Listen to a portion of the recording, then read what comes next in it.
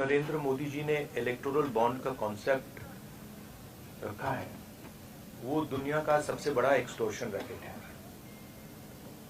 मैं फिर से कह देता हूं, दुनिया का सबसे बड़ा नेशनल लेवल का एक्सटॉर्शन रैकेट है। कंपनियों से हफ्ता लेने का तरीका है, कंपनियों से कॉन्ट्रैक्ट्स का शेयर लेने का तरीका है, और शायद सबसे बड़ा, दुनिया में सबसे बड़ा भ्रष्टाचार का स्कैम है। इसके सब आंकड़े आपके सामने हैं। इस स्केल का भ्रष्टाचार, इस लेवल का भ्रष्टाचार कि आप देश के पूरे इंफ्रास्ट्रक्चर को करप्शन करने में लगा दो। सीबीआई को, ईडी को, इनकम टैक्स डिपार्टमेंट को, इन्वेस्टिगेटिव सारी के सारी का रोल आप करप्शन बना दो। और आइडिया किसका है? आइडिया प्रधानमंत्री का है। प्रधानमंत्री ने स्वयं कहा कि इलेक्टोरल बॉन्ड्स से पॉलिटिकल फाइनेंस साफ होगा। तो मतलब ये इससे बड़ा भ्रष्टाचार तो हो ही नहीं सकता। और ये गडकरी जी ने नहीं कराया, ये नरेंद्र मोदी जी ने कराया है। सीधी सी बात है। हाँ अभिनव, एक मिनट अभिनव।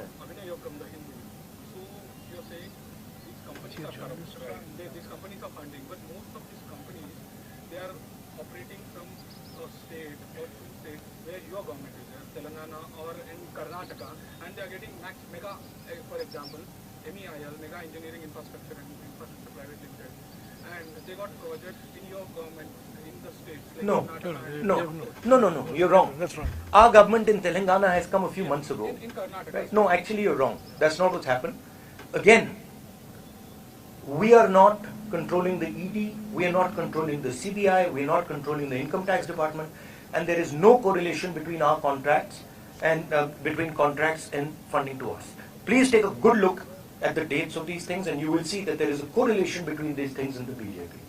हाँ अजीत, एक मिनट अजीत।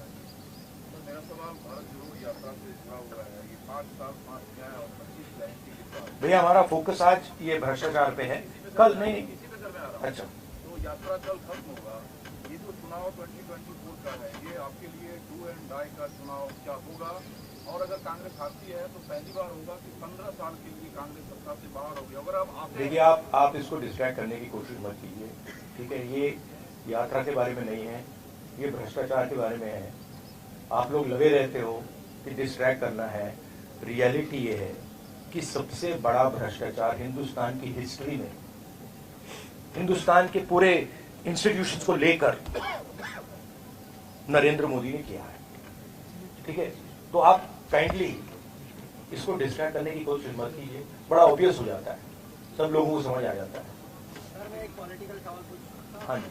सर इस तरह से महाराष्ट्र की जो भी पार्टियां हैं, शिवसेना है, राष्ट्रवादी है, और भी अलग अलग प्रदेश में इन पार्टियों को दो टुकड़ा किया जो महाविकास अघाड़ी के साथ में है, उसका इफेक्ट कितना पड़ेगा? और नहीं, वो दो टुकड़े में वो जो किया उसका पैसा कहां से आया? यहीं से तो आया। जो ये हिंदुस्तान में state government after state government गिरा रहे हैं, पैसा कहां से आ रहा है? इधर से तो आ रहा है। और ये अभी तो छोटा सा भाग दिखा है। तो इन्होंने पूरे के पूरे सिस्टम को एक्सटॉर्शन का सिस्टम बना दिया है। पॉलिटिकल पूरे स्ट्रक्चर को इन्होंने कैप्चर कर दिया है। सीबीआई इन्वेस्टिगेशन नहीं करती है, ईडी इन्वेस्टिगेशन नहीं करती है, एक्सटॉर्शन करती है। किसके लिए? बीजेपी के लिए।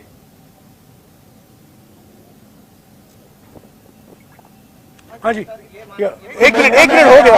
आपके सवाल यही है ना कि ये जो पार्टीज को तोड़ा गया, कैमरा मत दीजिएगा, कैमरा के नीचे रखिएगा प्लीज। ये उसको ऑफ कर दीजिए, उसको ऑफ कर ये पार्टीज को जो तोड़ा गया उसको बीजेपी ने, सेंट्रल लीडरशिप ने तोड़वाया।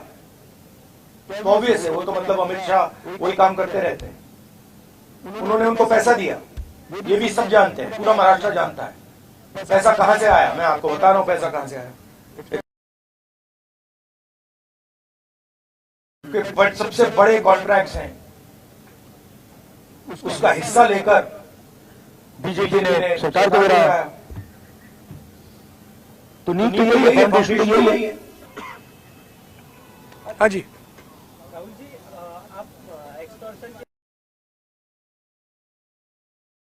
को लेकर, तो इस मुद्दे को लेकर आप सुप्रीम कोर्ट जाएंगे? जो भ्रष्टाचार हुआ है आपका मानना है, तो इसको इस मुद्दे नहीं मेरा मानना मतलब आपने पढ़ा नहीं इसके बारे में क्या? आपने अभी बोला तो आपने लिस्ट दी थी कंपनी की, आप मीडिया में हो ना? नहीं नहीं जाएंगे क्या, हम रेज करेंगे, मगर आपका भी काम बनता है ना। कहां कर रहे हो आप? तो ऐसे बोल रहे हो जैसे हुआ ही नहीं। तो मेरा कहना है, हाँ सुप्रीम कोर्ट का रोल है, आपका रोल है, ये पूरा का पूरा जो हिंदुस्तान का इंस्टीट्यूशनल फ्रेमवर्क है इसको बीजेपी ने कैप्चर कर रखा है और पूरे सारे के सारे इंस्टीट्यूशंस इसी काम में लगे हुए हैं। ये एंटी नेशनल एक्टिविटी हो रही है, इससे बड़ी एंटी नेशनल एक्टिविटी हो ही नहीं सकती। और दुनिया में सबसे बड़े लेवल पे हो रही है, सबसे मतलब मैक्सिमम जैसे किया जा सकता है वैसे किया जा रहा है हिंदुस्तान में।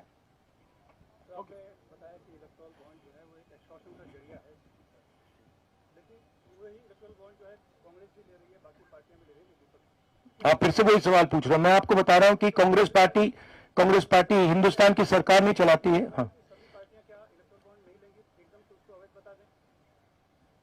उस पर डिस्कशन हो सकता है, इंडिया गठबंधन में डिस्कशन हो सकता है, मगर पॉइंट यह है कि CBI, ED, income tax department का प्रयोग किया जा रहा है, कंपनीज को एक्सटॉर्ट किया जा रहा है, बड़े बड़े कॉन्ट्रैक्ट्स का शेयर लिया जा रहा है, कॉन्ट्रैक्ट देने से पहले इलेक्टोरल बॉन्ड्स दिए जा रहे हैं और फिर एकदम बाद कॉन्ट्रैक्ट दिया जा रहा है।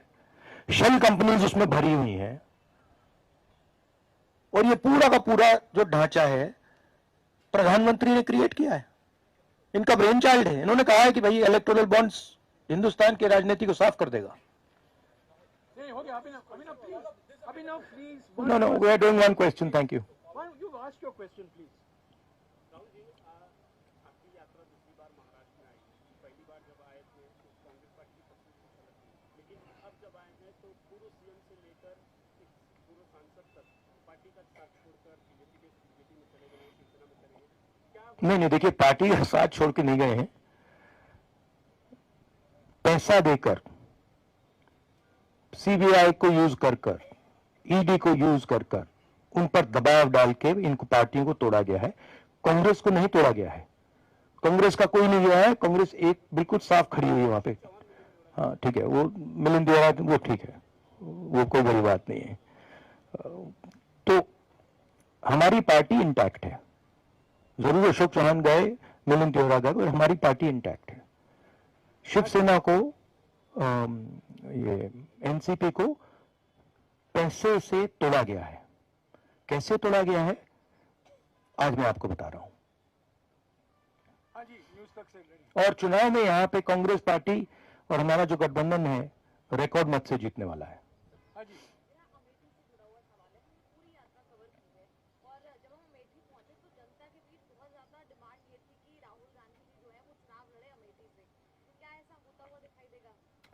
ये तो हमारी सीईसी है, खारगे जी हैं, वो ऑर्डर देंगे, मैं करूंगा जो भी उनकी राय है।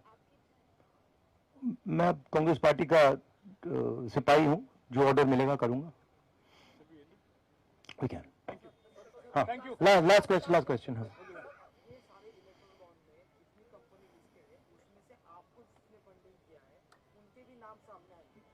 आगे चलकर ऐसा होगा क्या कि आपको जिसने फंडिंग किया है उनको भी सीबीआई और ईडी से फिर से टारगेट किया जाए? हो सकता है। सीबीआई और ईडी जैसी चीज नहीं है, वो बीजेपी का औजार है, वो बीजेपी के कंट्रोल में है। हिंदुस्तान में जो हमारे इंस्टीट्यूशंस हुआ करते थे वो आज इंस्टीट्यूशंस हिंदुस्तान के नहीं है, चाहे वो इलेक्शन कमीशन हो, चाहे वो सीबीआई हो, ईडी हो, ये सब हो, ये अब बीजेपी और आरएसएस के हथियार हैं। ये हिंदुस्तान के इंस्टीट्यूशंस नहीं रहे, इसीलिए ये जो हो रहा है ये हो पा रहा है। अगर ये इंस्टीट्यूशंस अपना काम करते, अगर सीबीआई अपना काम करती, ईडी अपना काम करती, तो ये नहीं होता। तो उनको ये भी सोचना चाहिए, ये जो सब कर रहे हैं, कि किसी ना किसी दिन बीजेपी की सरकार बदलेगी और फिर